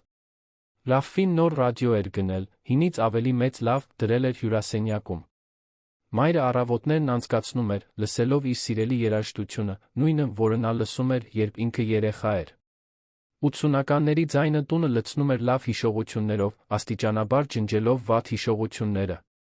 Նարինեն շարունակում էր աշխատել տանը, բայց այժմ մթնոլորտը ամբողջովին տարբեր էր։ Նա այլևս ոչ միայն աշխատող տիրուհի չէր, այլ ընկերներ, որոնք կիսում էին պատմություններ, ծիծաղ, համերաշխություն։ Նրանք միասին աշխատում էին խոհանոցում, բաղադրատոմսեր էին փոխանակում, խոսում էին կյանքի մասին, մինչ տունն էին դասավորում։ Ամիսը մեկ անգամ Անահիտը պնդում էր Նարինեի համար գեղեցկության սրահ վճարել, ասելով, որ յուրաքանչյուր կին արժանի է խնամել իրեն, գեղեցիկ զգալ։ Աջակցության խումբը դարձել էր Անահիտի կյանքի անբաժանելի մասը։ Նա չէր բացակայում հինգշաբթի օրվա հանդիպումներից, հաճախ մնում էր ժամից ավել խոսելով կանանց հետ, ովքեր քաջալերանքի խոսքի, անկեղծ գրկախառնության, մեկի կարիք ունեին, ով կհասկանար առանց դատելու։ Նրա հիշողությունների տետրը գրեթե ավարտված էր, էջեր ու էջեր գրված ձեռքով, պատմելով իր ճանապարհորդության յուրաքանչյուր մանրամասն։ Դոկտոր Հասմիկը առաջարկեց, որ նա գրի իր ամբողջ պատմությունը, որպեսզի կարողանա հասնել ավելի շատ կանանց։ Անահիտը ընդունեց գաղափարը, սկսեց գրել երեկոյան, նստած խոհանոցի սեղանի մոտ, ռադիոն մեղմորեն ֆոնին նվագելիս։ Նա գրում էր ձեռքով, պարզ տետրում, թղթի վրա դնելով յուրաքանչյուր հույս, վախի յուրաքանչյուր պահ, հույսի յուրաքանչյուր ակնթարթ։ Ռաֆֆին մոր վերափոխումը տեսնում էր հսկայական հպարտությամբ։ Նա զոհից դարձել էր գոյատող, գոյատողից ոգեշնչող։ Ձեռքերի ֆիզիկական հետքերն ամբողջությամբ անհետացել էին, բայց հուզականները խնամվում էին, բուժվում, վերածվում էին ավելի մեծ բանի։ Մի կեսօր նա մորը գտավ այգում, խնամելիս վարդերը, որոնք գեղեցիկ ծաղկել էին այդ գարնանը։ Նա նստեց նրա կողքին խոտի վրա, հիանալով աշխատանքով։ «Մայրիկ, ես պետք է ձեզ մի բան պատմեմ»։ Անահիտը թողեց այգեգործական մկրատը, նայեց որդուն, անհանգստացած։ «Ինչ, որդիս, ինչ-որ բան պատահել է»։ «Ոչ, ոչ մի վատ բան։ Ընդհակառակը, ես ինչ-որ մեկին հանդիպեցի»։ Անահիտի դեմքը լուսավորվեց։ «Հանդիպեցիք։ Մի կնոջ»։ Ռաֆֆին ժպտաց, մի փոքր ամաչելով։ «Այո։ Նրա անունը Արիկ է, նա իմ նույն ընկերությունում է աշխատում, մարքեթինգի բաժնում։ Մենք շատ ենք խոսել, մի քանի անգամ դուրս ենք եկել։ Դա տարբերվում է այն ամենից, ինչ երբեք ապրել եմ»։ Անահիտը բռնեց որդու ձեռքը։ «Ես ուրախ եմ քո համար, Ռաֆֆի։ Բայց նա վախենում եմ։ Լիլիթից հետո, ինչպես իմանամ, թե արդյոք այս աղջիկը լավն է»։ Ռաֆֆին սեղմեց մոր ձեռքը։ «Ես նույնպես ունեի այդ վախը, մայրիկ։ Բայց սովորեցի ուշադրություն դարձնել նշաններին։ Արիկը բարի է, անկեղծ, չունի այն կեղծ կատարելությունը, որը Լիլիթն ուներ։ Եվ ամենակարևորը, ես ուզում եմ, որ դուք նրան ճանաչեք նախքան որևէ բան կզարգանա։ Ձեր հավանությունը կարևոր է ինձ համար։ Ես այլս երբեք չեմ անտեսի ձեր բնազդները»։ Երախտագիտության արցունքներով լցվեցին Անահիտի աչքերը։ Սա էր այն փոփոխությունը, որը նա ամենից շատ էր գնահատում։ Ոչ միայն իր սեփական ապաքինումը, այլ որդու վերափոխումը։ Նա սովորել էր աճել, դարձել ավելի ուշադիր, ավելի ներկա, ավելի մարդկային։ «Այդ դեպքում ես կցանկանայի ճանաչել նրան։ Ընթրիք նշանակեք այստեղ, տանը։ Ես կպատրաստեմ իմ այն եգիպտացորենի տորթը, որը դուք սիրում եք»։ Ռաֆֆին ծիծաղեց, գրկեց մորը հենց այնտեղ, ծաղկած այգու մեջտեղում, նոյեմբերյան տաք արի տակ։ Նա զգաց, որ վերջապես լավ են, որ փոթորիկն անցել է թողել բերրի հող, որտեղ նոր գեղեցիկ բաներ կարող են աճել։ Մեկ շաբաթ անց Արիկը եկավ ընթրիքի։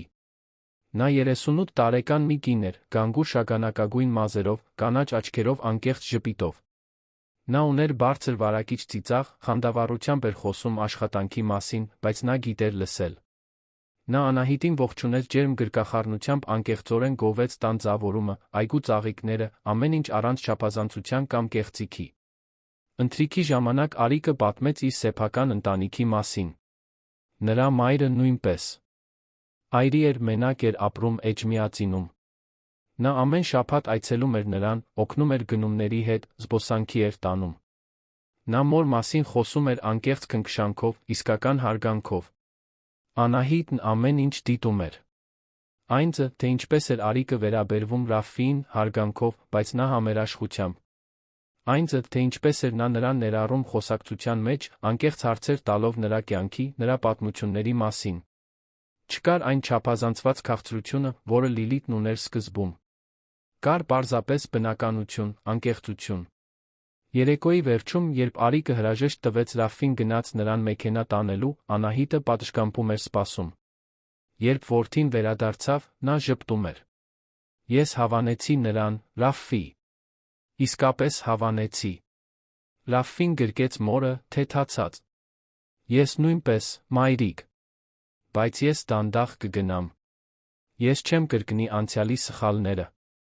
Դուք սովորեցիք, որդիս։ Եվ դա է կարևորը։ Այդ գիշեր Անահիտը հանգիստ քնեց։ Նա երազեց ծաղիկների, երաժշտության ծիծաղի մասին։ Առաջին անգամ երկար ժամանակ անց նա երազեց ապագայի մասին առանց վախի։ Նա գիտեր, որ դեռ մարտահրավերներ կլինեն, որ ամբողջական ապաքինումը ժամանակ կպահանջի, բայց նա գիտեր, որ այլս մենակ չէ։ Նա ուներ որդուն, ուներ աջակցության խումբը, ուներ իր սեփական ձայնը վերջապես ազատ։ Եվ դա, նա հայտնաբերել էր, ավելի հզոր էր, քան անցյալի ցանկացած մղձավանջ։ 6 ամիս էր անցել, ինչ Լիլիթը հեռացել էր տնից։ Մարտ էր նորից, Երանը սկսում էր զգալ աշնան թարմությունը։ Այգու ծառերի տերները սկսում էին գույնը փոխել, ստեղծելով ոսկեգույն կարմիր գորգ, որը Անահիտը սիրում էր դիտել իր սենյակի պատուհանից։ Բայց ի տարբերություն այն ժամանակվա, երբ նա եկել էր այդ տուն, այժմ նա դիտում էր խաղաղությամբ, ոչ թե վախով։ Տունը ամբողջությամբ փոխվել էր։ Ոչ միայն ֆիզիկապես, թե Ռաֆին որոշ վերանորոգումներ էր արել, պատերը ներկել էր, կահույքը փոխել էր, որոնք վատ հիշողություններ էին բերում։ Փոփոխությունն ավելի խորն էր, այն օդում էր, որը շնչվում էր, էներգիայում, որը շրջանառվում էր սենյակներում։ Այն հիմա երջանիկ տուն էր, լի կյանքով, երաժշտությամբ, իսկական խոսակցություններով։ Ռադիոն ամեն առավոտ էր նվագում հին երգեր, որոնք Անահիտին վերադարձնում էին իր երիտասարդություն։ Նա երգում էր, մինչ պատրաստում էր, պատրաստելով բաղադրատոմսեր, որոնք վաղուց չէր արել։ Եգիպտացորենի տորթը նորից մշտական էր սուրճի սեղանին, բայց հիմա նա կար եգիպտացորենի հաց, ձրոից պատրաստված պանրի հաց, օսլայի թխվածքաբլիթներ։ Խոհանոցը նորից իրենն էր, սիրո ստեղծագործականության իր տարածքը։ Նարինեն դեռ աշխատում էր տանը, բայց հիմա հարաբերությունները տարբեր էին։ Նա այլս ոչ միայն աշխատող տիրուհի չէր, այլ ընկերներ, որոնք կիսում էին պատմություններ, ծիծաղ, համերաշխություն։ Նրանք միասին աշխատում էին խոհանոցում, բաղադրատոմսեր էին փոխանակում, խոսում էին կյանքի մասին, մինչ տունն էին դասավորում։ Ամիսը մեկ անգամ Անահիտը պնդում էր Նարինեի համար գեղեցկության սրահ վճարել, ասելով, որ յուրաքանչյուր կին արժանի է խնամել իրեն, գեղեցիկ զգալ։ Աջակցության խումբը դարձել էր Անահիտի կյանքի անբաժանելի մասը։ Նա չէր բացակայում հինգշաբթի օրվա հանդիպումներից, հաճախ մնում էր ժամից ավել խոսելով կանանց հետ, ովքեր քաջալերանքի խոսքի, անկեղծ գրկախառնության, մեկի կարիք ունեին, ով կհասկանար առանց դատելու։ Նրա հիշողությունների տետրը գրեթե ավարտված էր, էջեր ու էջեր գրված ձեռքով, պատմելով իր ճանապարհորդության յուրաքանչյուր մանրամասն։ Դոկտոր Հասմիկը առաջարկեց, որ նա այդ գրվածքները վերածի մի փոքրիկ գրքի, որը կարող էր անվճար բաշխվել աջակցության կենտրոններում, առողջապահական կետերում, այն վայրերում, որտեղ խոցելի վիճակում գտնվող կանայք կարող էին գտնել։ Անահիտը պատվաբերված էր, բայց նա վախեցած էր գաղափարից։ Դուք իսկապես կարծում եք, որ իմ պատմությունը կարող է այդքան շատ մարդկանց օգնել, հարցրեց նա թերապիայի նիստերից մեկում։ Համոզված եմ, տիկին Անահիտ։ Ձեր պատմությունը հզոր է, որովհետև այն իրական է, որովհետև այն մարդկային է, որովհետև ցույց է տալիս, որ հնարավոր է վերակառուցվել։ Սա հենց այն է, ինչ բռնության մեջ գտնվող կանայք պետք է լսեն, որ հույս կա, որ ելք կա, որ կյանք կա մղձավանջից հետո։ Ռաֆին օգնեց մորը տպել ձեռագիրը համակարգչում, այդ ձեռագիր էջերը վերածելով թվային ֆայլի։ Մինչ տպում էր, հաճախ պետք էր կանգ առնել արցունքները սրբելու համար։ Ամեն ինչ կազմակերպված, հաջորդական կերպով կարդալը մոր տառապանքի չափը էլ ավելի պարզ էր դարձնում։ Բայց նա տեսնում էր նրա ուժը, դիմացկունությունը, մոխիրներից վերածնվելու ունակությունը։ Մայրիկ, դուք անհավանական եք, ասաց նա մի գիշեր, ավարտելով հատկապես ցավոտ գլուխը տպելը։ Ես չգիտեմ, թե ինչպես կարողացաք գոյատել այս ամենից։ Ես գոյատեցի, որովհետև ունեի ձեզ, պատասխանեց Անահիտը, բռնելով որդու ձեռքը։ Որովհետև նույնիսկ ամենամութ պահերին ես գիտեի, որ դուք ինձ սիրում եք։ Այդ սերը իմ խարիսխն էր։ Բայց ես պետք է ավելի շուտ նկատեի։ Ես պետք է պաշտպանեի ձեզ։ Դուք մանիպուլյացիայի էիք ենթարկվում, Ռաֆի։ Լիլիթը շատ լավ էր դրանում։ Կարևորն այն է, որ երբ դուք նկատեցիք, գործեցիք։ Դուք չմնացիք անորոշության մեջ, չփորձեցիք արդարացնել անարդարացնելին։ Դուք ընտրեցիք ինձ։ Եվ դա ամեն ինչ փոխեց։ Ռաֆին գրկեց մորը հենց այնտեղ, համակարգչի դիմաց, զգալով հսկայական երախտագիտություն, որ դեռ ունի նրան, որ նա գոյատել է, որ նրանք հնարավորություն ունեն ամեն ինչ միասին վերակառուցելու։ Արիկի հետ հարաբերությունները ծաղկում էին։ Նրանք պարբերաբար դուրս էին գալիս, բայց միշտ ներառում էին Անահիտին որոշ զբոսանքների մեջ։ Նրանք միասին գնացին հաղթանակի զբոսայգի, զբոսնեցին Երանյան լճի մոտ, այցելեցին Գում շուկա, որտեղ Անահիտը համեմունքներ գնեց, պատմություններ պատմեց այն ժամանակների մասին, երբ տասնամյակներ առաջ ամուսնու հետ էր հաճախում այդ վայրը։ Արիկը դարձել էր տան մշտական ներկայություն, բայց միշտ հարգալից, միշտ ուշադիր սահմաններին։ Նա երբեք չէր փորձում ոչինչ փոխել, երբեք չէր քննադատում Անահիտի գործելաոճը, երբեք նրան չէր ստիպում իրեն անտեղի զգալ իր սեփական տարածքում։ Ընդհակառակը, նա բաղադրատոմսեր էր խնդրում, գովում էր ձավորումը, լսում էր հին պատմությունները անկեղծ հետաքրքրությամբ։ Մի կեսօր, երբ նրանք սուրճ էին խմում պատշգամբում, Արիկը նուրբ կերպով անդրադարձավ թեմային։ Տիկին Անահիտ, Ռաֆֆին ինձ պատմեց այն գրքի մասին, որը դուք գրում եք։ Կարծում եմ, որ դա անհավանական է։ Եթե օգնության կարիք ունեք խմբագրման, ձավորման, ցանկացած բանի հետ կապված, ես ճանաչում եմ որոշ մարդկանց մարքեթինգի ոլորտում, ովքեր կարող են օգնել։ Անահիտը հուզվեց։ Շատ լավ կլիներ, աղջիկս։ Ես իսկապես ոչինչ չեմ հասկանում համակարգչային այդ ժամանակակից բաներից։ Այդ դեպքում պայմանավորվեցինք։ Սա կդարձնենք գեղեցիկ նախագիծ, որը կհասնի բազմաթիվ կանանց, ովքեր կարիք ունեն։ Սա առաջին անգամն էր, որ Անահիտը Արիկին դուստր անվանեց։ Խոսքը բնականաբար դուրս եկավ, առանց վախի, առանց վերապահումների։ Եվ Արիկը, հասկանալով դրա իմաստը, ժպտաց, աչքերը լցված։ 3 ամիս անց գիրքը պատրաստ էր։ 100 էջանոց փոքրիկ հատոր, պարզ, բայց գեղեցիկ շապիկով, այն վերնագրով, որը Անահիտն էր ընտրել, ես կենդանի եմ, գոյատողի հիշողություններ։ Արիկը գտավ մի տպարան, որը 500 օրինակ տպեց որպես նվիրատվություն։ Դոկտոր Հասմիկը կազմակերպեց շնորհանդեսը համայնքային կենտրոնում, հրավիրելով առողջապահության ոլորտի մասնագետների, սոցիալական աշխատողների, աջակցության խմբերի անդամների։ Շնորհանդեսի օրը հուզիչ էր։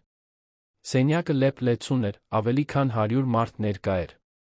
Անահիտը, ով ամիսներ առաջ հազիվ էր կարողանում խոսել 15 կնոջ առաջ, այժմ բարձրանում էր փոքրիկ ինքնաշեն բեմ, իր գրքի մասին խոսելու։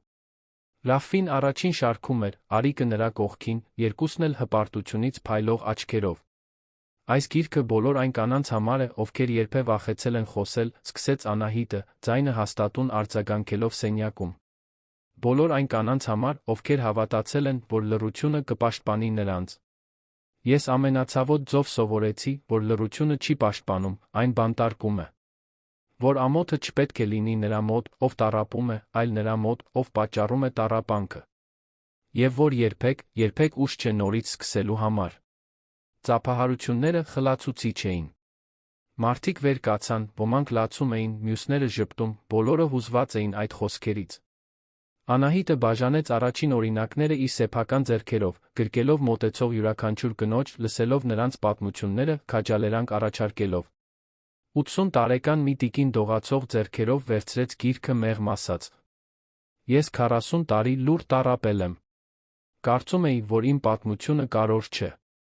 Բայց ձեզ այստեղ տեսնելով այդքան քաջ, հասկանում եմ, որ յուրաքանչյուր պատմություն կարևոր է։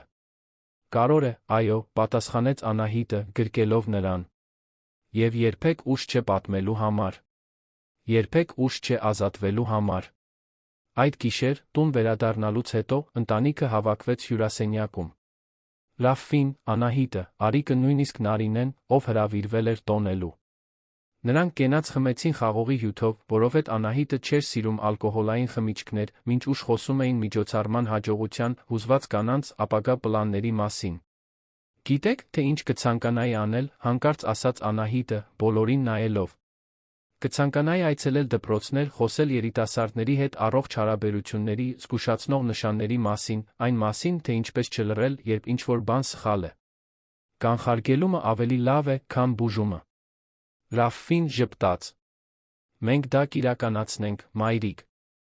Ես կխոսեմ որոշ դպրոցների հետ, կտեսնեմ, թե ինչպես կարող ենք կազմակերպել։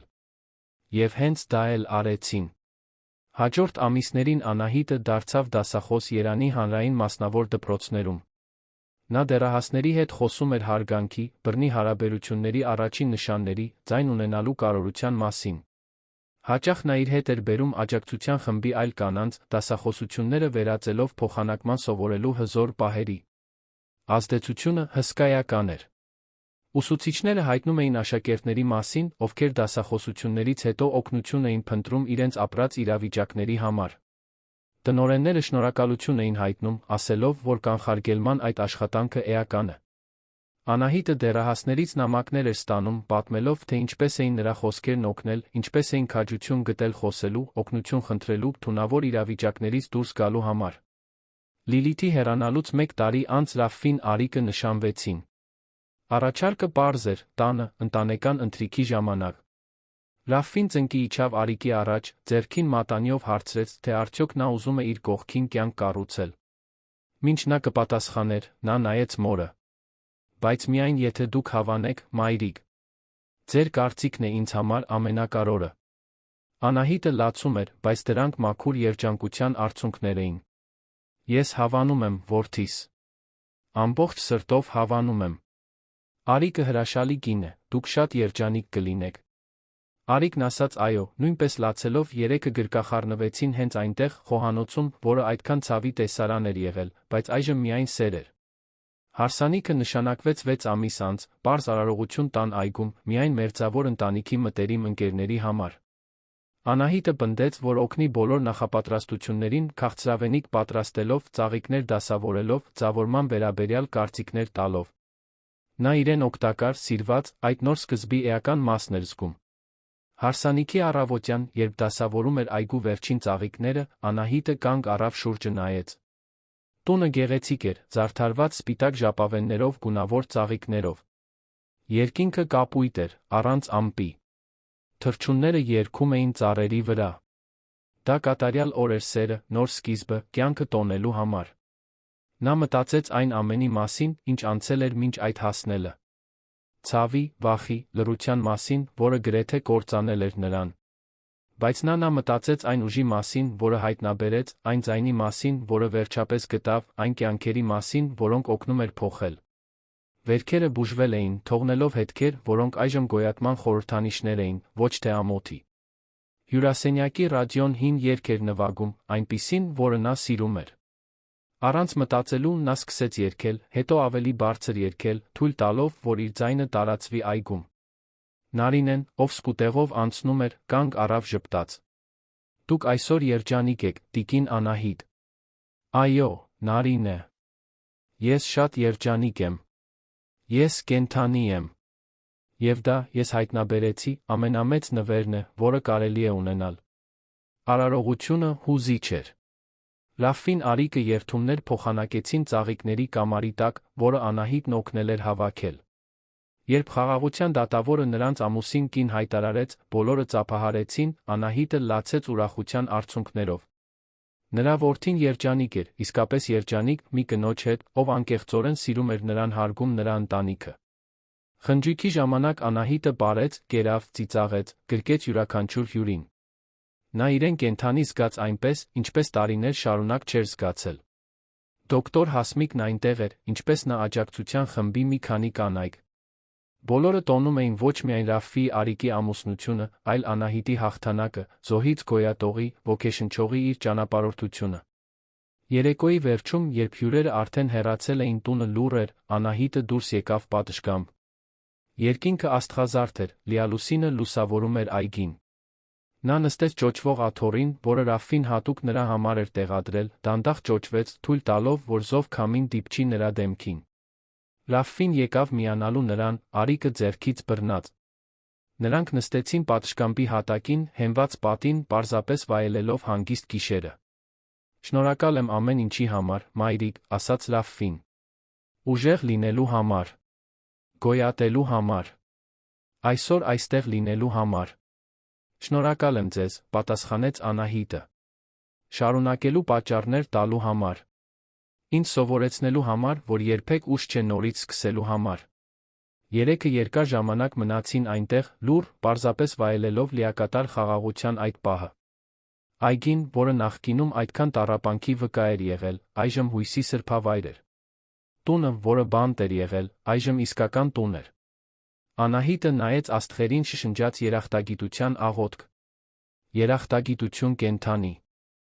լինելու, ձայն ունենալու, սեր ունենալու համար։ Երախտագիտություն ամենախոր ցավը ավելի մեծ նպատակի վերածելու համար։ Երախտագիտություն սովորելու համար, որ ներելը մոռանալ չէ, այլ ընտրել, թույլ չտալ անցյալին վերահսկել ներկան։ Հյուրասենյակի ռադիոն դեռ մեղմորեն նվագում էր այն հին երգը, որը նա այդքան սիրում էր։ Նա փակեց աչքերը, թույլ տվեց մեղեդուն իրեն պատել։ Նա խաղաղ էր։ Նա անվտանգ էր։ Նա, վերջապես, տանը էր։ Եվ այդ պահին, Երանի աստղազարդ երկնքի տակ շրջապատված իր սիրելիներով, Անահիտը հասկացավ այն ամենախոր ճշմարտությունը, որը նա սովորել էր այդ ամբողջ ճանապարհորդության ընթացքում։ Արտահայտությունը, որը նախկինում հուսահատ աղերսանք էր, այժմ արձագանքում էր որպես բացարձակ հաղթանակ։ Ես կենդանի եմ։ Եվ այդ կյանքը նա հայտնաբերել էր արժեր յուրաքանչյուր պայքար, որը մղվել էր այն վերականգնելու համար։ Սիրելի ունկնդիրներ, հուսով ենք, որ տիկին Անահիտի, Ռաֆֆի նրանց ապրած հաղթահարման պատմությունը խորապես դիպել է ձեր սրտերին։ Այս պատմությունը մեզ սովորեցնում է, որ լռությունը երբեք չի պաշտպանում, այն միայն բանտարկում է, որ երբեք ուժ չէ գտնել մեր ձայնը վերակառուցել մեր կյանքը։ Այս հուզիչ ճանապարհորդությունը մեզ հետ շարունակելու համար մենք պատրաստել ենք հատուկ երգացանք, նույնքան գրավիչ պատմություններով, որոնք ուսումնասիրում են մարդկային ոգու ուժը։ Դուք կարող եք գտնել այն, սեղմելով այստեղ կողքին։ Եթե այս պատմությունը արձագանքեց ձեր մեջ, մի մոռացեք բաժանորդագրվել մեր ալիքին հավանել տեսանյութը։ Ամեն օր մենք ներկայացնում ենք եզակի պատմություններ, որոնք տոնում են քաջությունը, դիմացկունությունը, նորից սկսելու ունակությունը, որը գոյություն ունի յուրաքանչյուրիս մեջ։ Կիսվեք ձեր մտորումներով մեկնաբանություններում, պատմեք մեզ, թե արդյոք դուք ճանաչում եք մեկին, ով կարիք ունի լսելու հույսի այս ուղերձը։ Միասին մենք կարող ենք ավելի շատ մարդկանց օգնել գտնել իրենց ձայնը, իրենց ցավերը ուժի վերածել։ Մինչ հաջորդ պատմությունը, հիշեք, դուք երբեք մենակ չեք ձեր ճանապարհորդության մեջ։